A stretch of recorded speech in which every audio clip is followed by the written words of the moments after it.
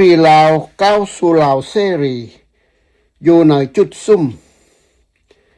พญาอุ่นสนานิกรภาคที่29บทสัมภาษณ์ด้วยปากเป่าเล่าความจื้อจำและความจริงของพญาอุ่นสนานิกรภาคที่29นี้มีเนื้อในใจความที่น่าชื่นชมในการสัมภาษณ์ครั้งนี้เมื่อกองทัพญี่ปุ่นเข้ามายังประเทศไทยและประกาศสงครามกับอังกฤษและสหรัฐอเมริกาในปี 1941 ประเทศไทยได้ประกาศความเป็นกลางและแสดงความพร้อมที่จะให้ความร่วมมือโดยเริ่มจากการอนุญาตให้กองทัพญี่ปุ่นเข้าใช้ดินแดนไทยเพื่อทำสงครามกับประเทศอื่นและใช้สนามบินในการโจมตีทางอากาศต่อประเทศเพื่อนบ้านส่งผลให้ฝ่ายสัมพันธมิตรหันมาทิ่มระเบิดโจมตีประเทศไทยเพื่อเป็นการตอบโต้ในการตอบโต้เมื่อเหตุการณ์การทิ่มระเบิดในประเทศไทยทวีความหุนแหงขึ้นรัฐบาลไทยภายใต้การนำของจอมพลแป๊กหรือจอมพลป.พิบูลสงครามในฐานะนายกรัฐมนตรีจึงตัดสินใจประกาศสงครามกับอังกฤษและอเมริกาพร้อมทั้งเข้าร่วมเป็นพันธมิตรกับญี่ปุ่น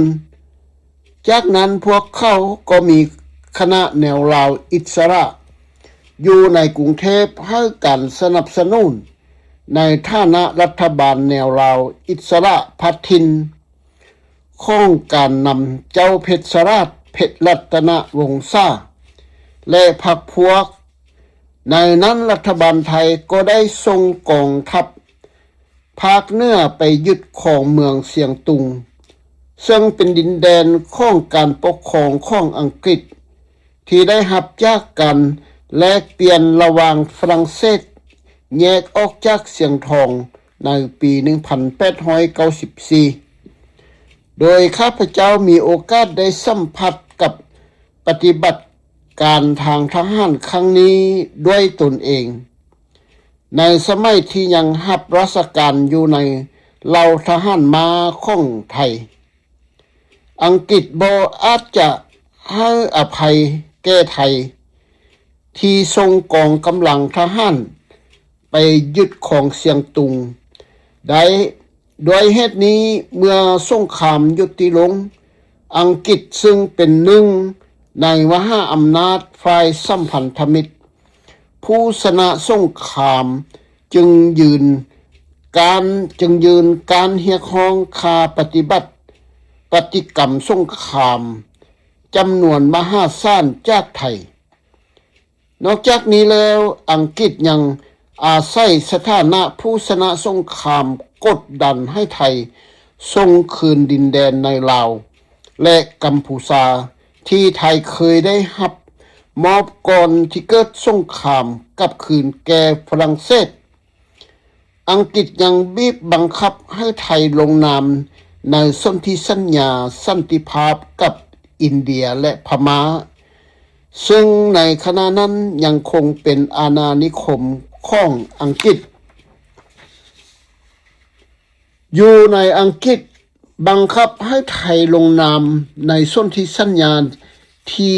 เสียเปรียบฝ่ายเดียวซึ่งข้าพเจ้าได้อธิบายรายละเอียดไปแล้วจึงบอกข้อกล่าวซ้ำอีกอย่างใดก็ตามกองทัพอังกฤษซึ่งมีหน้าที่ปลดอาวุธกองทัพญี่ปุ่นในไทยได้กดดันให้ไทยเจรจาทำสนธิสัญญาสันติภาพกับฝรั่งเศสฝ่ายไทยได้ชี้แจงว่าไทยบ่เคยประกาศสงครามและบ่เคยสู้รบกับฝรั่งเศสในระหว่างสงครามดังนั้นการเจรจาทำสนธิสัญญา สันติภาพกับฝรั่งเศสจึงถือเป็นการขัดต่อกฎหมายระหว่างประเทศถ้าหากว่าฝ่ายอังกฤษกับกล่าวห้าว่าไทยช่วยโอกาสในช่วงที่ญี่ปุ่นมีอิทธิพลเหนือเอเชียเข้ายึดครองดินแดนของฝรั่งเศสไทยตอบว่าในกรณีผิดพลาดระหว่างไทยกับอินโดจีนนั้นเกิดขึ้นก่อนสงครามโลกครั้งที่สองและได้รับการยุติธรรมและยุติลงแล้วด้วยสนธิสัญญาโตเกียวก่อนที่จะเกิดสงครามดังนั้นจึงบ่เหมาะสมที่จะหยิบยกประเด็นดังกล่าวขึ้นมาอีกและควรพิจารณาเฉพาะเรื่องที่เกี่ยวข้องกับอังกฤษอินเดียและพม่าเท่านั้นแต่อังกฤษบ่เห็นพร้อมและคู่ว่าจะใช้สิทธิ์ยับยั้งวีโต้การเข้าเป็นสมาชิกองค์การสหประชาชาติของไทยจากสถานการณ์ดังกล่าว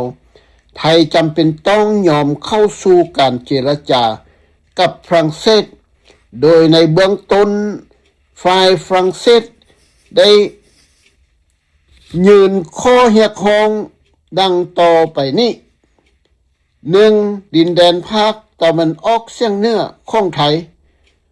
2. การส่งคืนพระแก้วมรกตให้แก่ลาว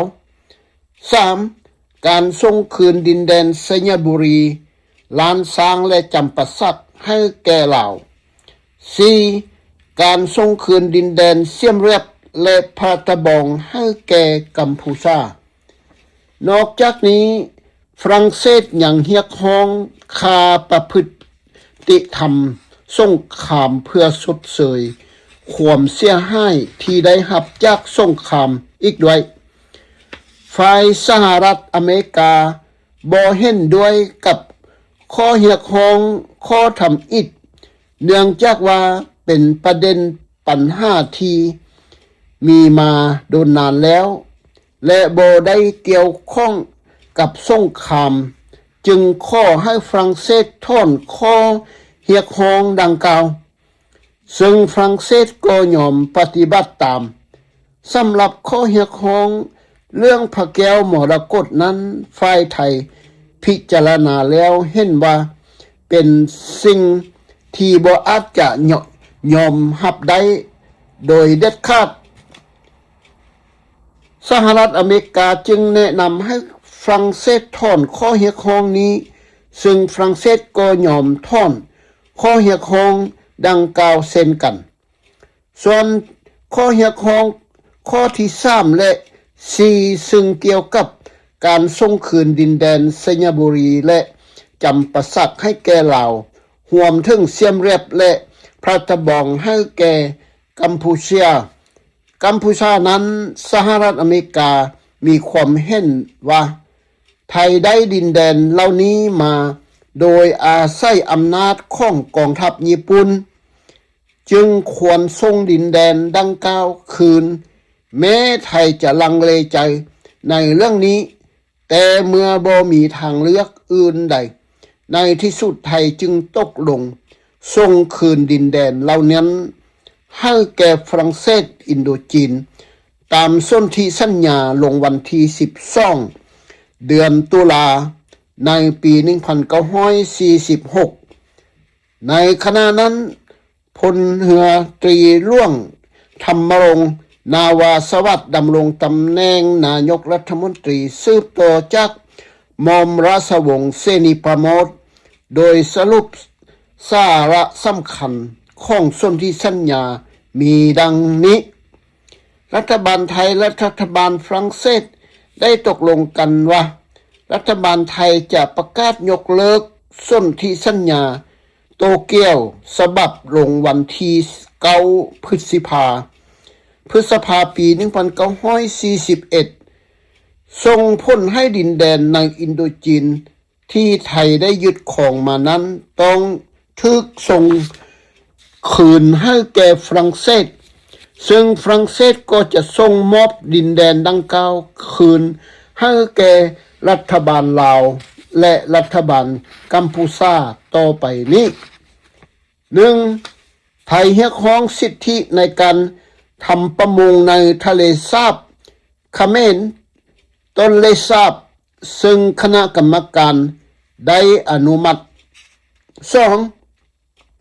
ไทยเรียกร้องดินแดนพระตะบองคืนจากกัมพูชา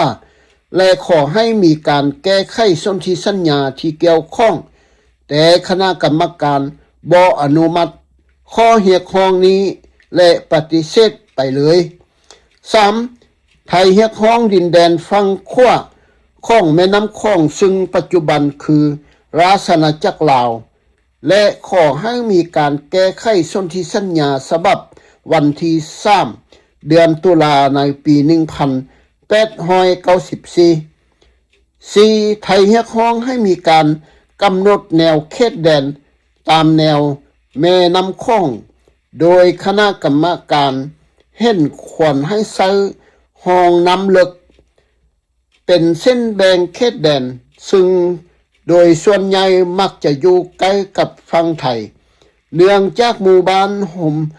หิมแม่น้ำส่วนหลายตั้งอยู่ทางฝั่งไทยประเด็นข้างๆตนน่าจะเป็นปัญหาทั้งหมดที่เกี่ยวข้องกับไทยและอินโดจีนของฝรั่งเศสอันได้แก่ลาวและกัมพูชาแต่สำหรับความสัมพันธ์ระหว่างไทยกับอินเดียของอังกฤษและพม่านั้นยังมีปัญหาอีกหลายประการที่ข้าพเจ้าใครจะสรุปให้ผู้อ่านผู้ฟังได้เข้าใจดียิ่งขึ้นแน่นอนว่าอังกฤษยอมใช้ปัญหานักหน้าเหล่านี้มาเป็นข้อแอบอ้างผูกมัดไทยเนื่องจากว่าไทยได้ประกาศสงครามกับอังกฤษและสหรัฐอเมริกาโดยตรงอีกทั้งกองทัพไทยยังได้เข้ายึดครองและปกครองดินแดนลัดซ่านบริเวณเมืองเชียงตุงซึ่งประวัติศาสตร์ล้านสร้างถ้าผู้เห็นหูก็จะเข้าใจได้ว่าแต่ก่อนมาเคยขึ้นกับเสียงทองต้องคาดไปขึ้นกับอังกฤษสนธิสัญญาระหว่างสองมหาอำนาจฝรั่งเศสและอังกฤษในปี1891นอกจากนี้กองทัพไทยยังได้ให้ความช่วยเหลือร่วมมือแก่ญี่ปุ่นโดยอนุญาตให้ใช้ดินแดนไทยเป็นเส้นทางในการโจมตีมาลายูซึ่งเป็นที่ตั้งของสิงคโปร์อันเป็นฐานทัพเรือหลักของอังกฤษอีกด้วย